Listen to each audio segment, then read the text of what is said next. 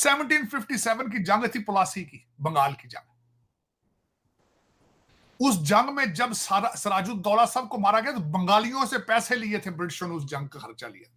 ये एक मिसाल दे रहा हूं। इसी तरह ये कौम आपकी जो है मुसलसल ये केएफसी का खर्चा भी यही देंगे, आप ही देंगे। मैं आज इनसे सवाल दो चार और करना चाहता हूं। ये जो जिन्होंने ये आग लगाई है, आईएमएफ का बाइकाट क्यों नहीं कर रहे तुसी भाई? अब आईएमएफ भी तो अमेरिकन 17% तो स्टेक होल्डर आईएमएफ के अंदर अमेरिकन एप्पल फोन का बाइकाट। जय हिंद, स्वागत है आपका हमारे चैनल पर एक और लेटेस्ट वीडियो में। दोस्तों, हम आपके लिए पाकिस्तानी मीडिया के रोज़ाना एक से एक लेटेस्ट और बढ़िया और मज़ेदार वीडियो लेकर आते रहते हैं। प्लीज़ आप यूट्यूब पर देख रहे हैं तो हमारे चैनल को सब्सक्राइब कीजिएगा। अगर फेसबुक पर देख रहे हैं तो फेसबुक पेज को भी फॉलो कर लीजिएगा और वीडियो को ज़्यादा से ज़्यादा शेयर जरूर कीजिएगा। दोस्तों, बात रही पाकिस्तान की। अब देखा होगा किस तरह से पाकिस्तान के फॉरेन मिनिस्टर ने एक बयान दिया था, कहा था कि हम भारत के साथ ट्रेड शुरू करना चाहते हैं। लेकिन इससे पहले आपने देखा होगा किस तरह इमरान खान ने खुद ही अपने पाँव पर कुल्हाड़ी मारी थी। और पाकिस्तानियों के लिए दोस्तों, जिस तरह का इमरान खान ने काम किया था वैसा आज तक कोई भी नहीं कर पाया है। इमरान खान ने धारा 370 हटाए जाने के बाद किस तरह से खुद ही ट्रेड बंद करने का फैसला किया था, उसका सबसे ज़्यादा खामियाजा पाकिस्तानियों को भुगतना पड़ा। और आज दोस्तों वही सामान पाकिस्तानी तो उससे 3 गुना या 4 गुना ज़्यादा कीमत चुकाकर दुबई के रास्ते खरीद रहे हैं। तो दोस्तों, इससे अब पाकिस्तानी व्यापारियों में भी जिस तरह से अपने मुनाफे को लेकर भी दोस्तों जितने पाकिस्तानी व्यापारी अपनी सरकार के सामने इस तरह की मांग रख रहे हैं कि किसी भी तरह भारत के साथ ट्रेड शुरू कर ली जाए। लेकिन दोस्तों, भारत सरकार है कि भारत सरकार ने पहले ही साफ कर रखा है कि किसी भी तरह पाकिस्तान जब तक आतंकवाद पर कोई लगाम नहीं लगाएगा तब तक कोई भी ट्रेड नहीं होगी। तो इसको लेकर पाकिस्तानी मीडिया किस तरह का व्यू आ रहा है, चलिए हम आपको इस वीडियो में दिखाते हैं। इससे पहले वीडियो को लाइक कीजिएगा, प्लीज़ आप हमारा चैनल सब्सक्राइब कर लीजिएगा। चलिए करते हैं वीडियो स्टार्ट। टॉपिक के ऊपर कि पाकिस्तानी नौजवानों को क्या गुस्सा है, ये श्रीलंकन को जला देते हैं। ये केएफसी जो पूरी दुनिया में 140 मुल्कों में कारोबार करता है, उनकी फ्रेंचाइजीज बंद करना चाहते हैं। खैबर पख्तूनख्वा में एक मेयर ने ऐलान कर दिया जी केएफसी को बंद कर दें। कश्मीर में तारड़ साहब उन्होंने तरावी की नमाज के बाद मस्जिद में ऐलान किया, मस्जिदों से लोग निकले, एक चौक पे इकट्ठे हुए और केएफसी के ऊपर जो है वो हमला कर दिया। तारड़ साहब उधर तो फौज और सियासतदान तो ऐसा ही एफसी लेके बैठे हुए हैं कि हमने दुनिया से इन्वेस्टमेंट लेके आनी है, हम तो किसी के साथ बैठ के काम ही नहीं कर सकते। हमें तो ये पता चला है दुनिया सारी ईसाई है, यहूदी है, हिंदू है, सिख है। हम तो दुनिया को इस लेंस से देख रहे हैं, हम कामयाब हो सकते हैं अगर तारड़ साहब इस लेंस से देखते रहे। ये जो कश्मीर में इंसिडेंट हुआ, जरा इस पे ये झलक तो दें। हमारे मुआशरे में हम कहते हैं हालात बेहतर हो गए हैं, हम भूल जाते हैं, फिर वैसे के वैसे ही लोग हैं। चीमा साहब, जो फसल आपने बोई थी अब वो जवान हो चुकी है, अब वो काटने का टाइम है। मैं कुछ गिला करना चाहूंगा हुक्मरानों से जो आज बैठे हैं। तीन चीजों पे अगर अमल कर लिया जाता तो आज ये ना होता, और इसको अभी भी यहां रोक ले तो शायद पाकिस्तान बच जाए। वो तीन चीजें क्या थी? फैजाबाद में हथियार ना डाले जाते, लिफाफों में पैसे डालकर ना दिए जाते, फैजाबाद। फिर वजीराबाद हमारी स्टेट हथियार ना डालती। और तीसरा, आज अगर 9 मई के मुजरमान को सजा पहले दे दी जाती करार वाकई, तो शायद ये ना होता।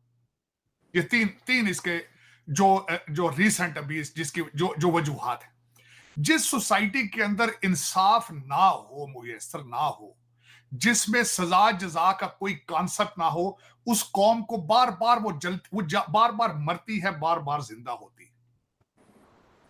दर हकीकत इस्लाम का तड़का जो आपने, इस्लामी टच तो किसी ने जलसे में बड़ी बाद में कहा था, लेकिन इस्लाम का तड़का आपने बड़ा अरसा पहले सदर जियाउल हक ने बड़े प्यार से लगाया था डॉलरों के लिए, और कोई वजह ही नहीं थी, तीसरी वजह ही नहीं थी कुछ। और फिर उसके बाद अब इस वक्त आपकी स्टेट को चाहिए कि उस कारोबार के दरवाजे बंद करें जरा जूतों के साथ, डंडों के साथ, वरना नहीं ये बंद नहीं होंगे ये, क्योंकि अब ये आपके हाथ भी जला रही है, चेहरा भी जल रहा है आपका। चीमा साहब, मुसलमानों के, अच्छा ये ही नहीं है। अच्छा, मैं आगे इसका थोड़ा सा बताना चाहूंगा चीमा साहब। मैं खैर इसका हिस्टोरिकल बैकग्राउंड भी दूंगा कि ये, सबसे पहले तो ये देखने वालों को ये बताना चाहूंगा, खासकर अगर कोई पाकिस्तान में कोई लौंडा लपाड़ा देख रहा है तो उसको बताना चाहूंगा खासकर कि ये केएफसी मीरपुर क्या था। ये केएफसी किसी पाकिस्तानी ओनर था, फ्रेंचाइजी, जिसको आपने आग लगाई है, नंबर 1। दूसरा, केएफसी क्या है? केएफसी एक अमेरिकन ऑर्गेनाइजेशन है। अब वो दोबारा खुलेगी तो वो अपना नुकसान किस तरह पूरा करेंगी? वो अपने या तो चीजें बढ़ा देगी, कीमतें बढ़ा देगी, और या फिर वो इंश्योरेंस से क्लेम लेगी, तो इंश्योरेंस पाकिस्तानी हो गए वो करने वाले, चीजें फिर महंगी हो जाएंगी। मैं इस कौम की मिसाल देना चाहूंगा। मैं चीमा साहब हिस्ट्री का स्टूडेंट हूं, हिस्ट्री को बड़े प्यार से पढ़ता हूं, बड़ा सीखने की कोशिश करता हूं। ब्रिटिश दौर में, अच्छा इससे पहले भी बल्कि जाऊं, अगर ये मौलवी जो थे, मैंने जो इनको देखा है, जो मैंने जो सीन देखा है, मुझे भूल नहीं रहा है, नारे लग रहे थे जला दिया जला दिया, KFC जला दिया, पीछे से TLP के बच्चे लबैक लबैक के नारे लगा रहे थे, लबैक या लबैक, वो नारा ही उनका, पेटेंट ही उनका है, उन्होंने उसके ऊपर उसको ट्रेडमार्क बनाया। चीमा साहब उससे आगे मैं चलना चाहूंगा कि यहां पे KFC वाले क्या करते थे ड्यूरिंग कॉलोनियल पीरियड। ब्रिटिश जब अटैक करते थे किसी सूबे के ऊपर, जो टेक ओवर करते थे, उसके बाद जो जंग पे खर्चा आता था उसको बिल दे देते थे। वो कहते थे जंग तो वास्ते लड़ी है तो पैसे भी दो। तो उसकी सबसे बड़ी मिसाल आज देना चाहूंगा, 1757 की जंग थी, प्लासी की, बंगाल की जंग। उस जंग में जब सिराजुद्दौला सबको मारा गया, तो बंगालियों से पैसे लिए थे ब्रिटिशों ने, उस जंग का खर्चा लिया था। ये एक मिसाल दे रहा हूं। इसी तरह ये कौम आपकी जो है मुसलसल, ये KFC का खर्चा भी यही देंगे, आप ही देंगे। मैं आज इनसे सवाल 2-4 और करना चाहता हूं, ये जो जिन्होंने ये आग लगाई है, IMF का बाइकाट क्यों नहीं कर रहे तुसी भाई? अब IMF भी तो अमेरिकन, 17% तो स्टेक होल्डर IMF के अंदर अमेरिकन। एप्पल फोन का बाइकाट क्यों नहीं करते हो? इंटरनेट का बाइकाट क्यों नहीं करते हो? उधर क्यों नहीं जाते हो? तुम इतने मिसगाइड हो, मिसलीडेड हो। उसके बाद चीमा साहब, मैं दर हकीकत ये पूछना चाहूंगा इनसे आज, अच्छा सिर्फ यही नहीं है चीमा साहब, कुछ अरसा मैं आप पहले याद कराना चाहूंगा, 2 वाकयात याद कराना चाहूंगा। एक दफा जीसस के खिलाफ इन्होंने, यहाँ अमेरिकन तो खैर जीसस के बारे में बड़ी बड़ी चीजें कह देते हैं। जीसस के बारे में किसी ने यहाँ वीडियो बनाई थी, यहाँ पे कुछ नहीं हुआ था, इंडिया के अंदर पता नहीं कितने सैनिकों को आग लगा दी गई। उसके बाद सबसे ज्यादा खतरा इस्लाम को पाकिस्तान के अंदर होता है। मैं हैरान हूं, हालांकि अब सऊदी अरेबिया के अंदर अगले दिन उनकी लड़की जो है वो ऑलमोस्ट बगैर कपड़ों के बिकिनी के अंदर खड़ी हुई थी, सऊदी अरेबिया की, झंडा लेकर जिसपे कलमा लिखा हुआ है, ब्यूटी पेजेंट के लिए, to become a beauty pageant.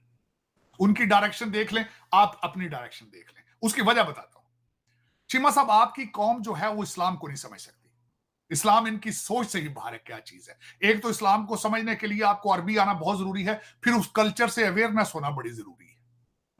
देखें हमने क्या किया है, हमारा इस लोकल कल्चर जिसका मैं खुद भी हिस्सा हूं, हम जिस हिस्से से हैं चीमा साहब, हम क्योंकि सब हिंदुओं से कन्वर्ट हुए, सिखों से कन्वर्ट हुए, आज आप दरबारों के ऊपर जाके कब्रों को जो सजदे करते हैं, कब्रों की पूजा करते हैं, दर हकीकत क्या चीज है वो अगर देखी जाए तो? क्या इस्लाम के अंदर वो अलाउ है? लेकिन आपका सारा पाकिस्तान तो शुभ शुभ करा रहा है, सारा फूंके मार रहा है। आपके अंदर इस्लाम कहां से है? इस्लाम का स्पिरिट ही नहीं है आपके पास। मेरी कल एक बड़ी डिस्कशन हुई है कि हम इस्लाम के स्पिरिट को समझने की बजाय रिचुअल में फंस चुके हैं। दूसरी मिसाल देना चाहूंगा, आगे ईद आने वाली है, बकरा ईद। आप कर्जे ले लेके बकरे करेंगे लोगों को दिखाने के लिए। मैंने किसी से क्वेश्चन किया, मेरे वालिद साहब बड़े एक लिबरल इंसान थे, उन्होंने आज से 50-55 साल पहले जब ईदी ट्रस्ट बना था, उन्होंने कुर्बानी देने को, बकरा करना छोड़ दिया था। कुर्बानी के पैसे ईदी ट्रस्ट को देते थे। मुझसे एक दफा मेरे वालिद साहब की डिस्कशन हुई तो उन्होंने ये कहा, अगर किसी को हार्ट अटैक हो तो आप उसको बोटियां दोगे? अगर कोई बंदा नंगा बैठा है उसको कपड़े लेके देने की बजाय उसको कहोगे बोटियां खाओ? अगर किसी को किताबों की जरूरत है, कोई जाहिल है, तो आप उसको कहोगे बोटियां खा लो, किताबों के पैसे नहीं देने तुम्हें मैंने। ये सारा इस्लाम आज ये कर रहा है। बिल्कुल exactly this is how this is happened in Mirpur. इन्हें कोई पता नहीं इस्लाम क्या चीज है, कोई चीज पता नहीं। मैं गारंटी करता हूं, आप आज उन लोगों से पूछें जिन्होंने आज मीरपुर KFC को आग लगाई है, किसी को नमाज तर्जमे के साथ आती हो तो मुझे प्लीज लिख के गाइड करें कि इन लोगों को नमाज तर्जमे में। मुझे इनसे ये सवाल करना चाहूंगा, जिन मस्जिदों से ये निकल कर आए हैं, तराबियां पढ़ रहे थे, वहां से पंखे क्यों चोरी हो रहे हैं? खुदा का घर है वो। वहां से जूते क्यों चोरी हो रहे हैं? खुदा का घर है वो। खुदा के घर में अगर पंखा सेफ नहीं है, एक पानी का गिलास सेफ नहीं है, तो किस चीज की इबादत कर रहे हैं ये लोग? फिर ये आग ही लगाएंगे ना। ये तो हर्ड मेंटालिटी है। इसके पीछे पॉलिटिकल मोटिव्स होते हैं, इसके पीछे पैसा होता है। ये तो कारोबार है, ये कारोबार का। लेकिन स्टेट को चाहिए कि अब अपना डिसीजन ले ले कि you have to come to some other trade. It was a trade, दहशतगर्दी was a trade in Pakistan. सारी दुनिया को पता है इस बात का। लेकिन अब स्टेट को कुछ करना होगा इसके बगैर आपका गुजारा नहीं है। क्योंकि इस वक्त आपकी जो इस वक्त अच्छा, मैं 9 मई का तो पहले मैंने मेंशन कर दिया आपको कि आपके कई मसाइल अब आगे आने वाले हैं, क्योंकि आप 9 मई का सही तरीके से फैसला नहीं कर पा रहे। आप कंट्रोल करना चाहते हैं चीजें, या आपके पास ताकत नहीं है, या आप इकट्ठे नहीं हैं, मुतहद नहीं है। आपका हर दूसरा बंदा मुख्तलिफ किस्म की बोलियां बोल रहा है। मैं बताना चाहूंगा वो किस तरह बोल रहा है। इस वक्त नून लीग के अंदर मसाइल हैं, छोटी सी कैबिनेट है, कैबिनेट से इख्तियार आप देख लें। डार साहब के बारे में खबरें उड़ रही हैं कि डिप्टी प्राइम मिनिस्टर उनको बनाया जाए डिप्टी। फिर उसके बाद वो मुसलसल कोशिश में है कि किसी तरीके से इकोनॉमिक मिनिस्ट्री को पोक करें, वो मिनिस्ट्री उनकी स्विच हो। He is not please with the foreign ministry, why not? जरूरी है कि डार साहब कैबिनेट में हो, ये भी मेरा क्वेश्चन है। फिर उसके बाद यह कि इस वक्त खबरें आ रही हैं ईसीएल में आपके इंटीरियर मिनिस्टर का नाम नहीं है, ईसीएल की जो कमेटी है उसके अंदर। उसके बाद आसफा भुट्टो साहब या जरदारी साहब के फैमिली के कुछ 10-15 बंदे हो चुके हैं, आसफा भुट्टो आ चुकी है। और तीसरा देखें, और बकरा मंडी बनी है बिल्कुल। 2 पार्टियां आमने सामने हैं। तसद्दुक जिलानी साहब आपकी कमीशन के बने थे और उसके ऊपर पीटीआई ने इतराज कर दिया है। हर पार्टी में चीमा साहब, मैं और मजीद इसको डीप बोलना चाहूंगा इस पे। यह सिर्फ जजों का मसला नहीं है। आप मुझे यह बताएं, नून लीग के अपने सीएसएस अफसरान मौजूद हैं या नहीं मौजूद? पीएस पार्टी के अपने सीएसएस अफसरान का ग्रुप मौजूद है या नहीं मौजूद? इस वक्त तीसरी पार्टी आ चुकी है, पीटीआई के अपने अफसरान का ग्रुप मौजूद है या नहीं मौजूद? इस वक्त तो नारा मैंने कल सुना किसी से, मेरा जज मेरा जर्नैल, मेरा जज मेरा, नहीं। It has gone it is deeper than that. आपके डिप्टी कमिश्नर भी अपने हैं, आपके डीपीओ भी अपने हैं। हर पार्टी जब आती है अपने डीपीओ लेकर आती है, हर पार्टी जब आती है अपने डीसीओ लेकर आती है, क्योंकि एमपीए जो होता है उन्होंने जमानतें भी करानी होती है, उन्होंने करप्शन भी करानी होती है, उन्होंने ठेके भी देने होते हैं तरक्याती मंसूबों के, तो मिल के खाते हैं, जो कि डीसीओ डीपीओ लेवल तक सारी चीजें जाती हैं। तो दर हकीकत आपका पूरा सिस्टम ट्रिपल्ड है। It is not the matter of 6 जजेस, बल्कि मैंने कल एक ट्वीट की थी कि ये जो हमारे जितने जुडिशल जो जूरिस्ट इस वक्त जो जितने साइंटिस्ट हैं, ये कहते हैं। तो देखा होगा दोस्तों किस तरह से पाकिस्तानी हर हाल में भारत के साथ ट्रेड शुरू करना चाहते हैं, लेकिन दोस्तों भारत सरकार ने पहले हिसाब कर रखा है कि जब तक पाकिस्तान किसी भी तरह आतंकवाद पर लगाम नहीं लगाएगा तब तक पाकिस्तान के साथ कोई भी बातचीत नहीं होगी। तो दोस्तों भारत के में तो पाकिस्तान आतंकवाद एक्सपोर्ट करता है। जो अब रशिया में एक मॉस्को में हमला हुआ था, उसके जितने भी टेररिस्ट थे और खबरें निकल कर आ रही थी कि उन्होंने भी पाकिस्तान में ट्रेनिंग ली थी, तो पाकिस्तान ने दुनिया भर के लिए दोस्तों आज कुछ भी एक्सपोर्ट नहीं किया सिवाय आतंकवाद के। तो दोस्तों इनके साथ ट्रेड करके करना ही क्या है, इनके पास एक्सपोर्ट करने के लिए कुछ भी नहीं है। और अगर ये भारत से कुछ खरीदेंगे तो वह केवल $2.5 बिलियन की ट्रेड भारत से वह करता है, तो उसमें भारत को कोई खास मुनाफा होने वाला नहीं है। भारत तो दोस्तों एक बड़ी मार्केट है, उसके लिए $2.5 बिलियन कुछ भी नहीं है। तो ऐसे में पाकिस्तानियों के हालात और भी बिगड़ते हुए जाएंगे। आपको क्या लगता है पाकिस्तान कब तक डिफ़ॉल्ट कर जाएगा? हमें कमेंट करके ज़रूर बताइएगा। दोस्तों मैं कई बार था, इसीलिए वीडियो ऊबड़ खाबड़ में रिकॉर्ड कर रहा हूँ। तो दोस्तों मिलते हैं अगले वीडियो में, तब तक जय हिंद, वंदे मातरम।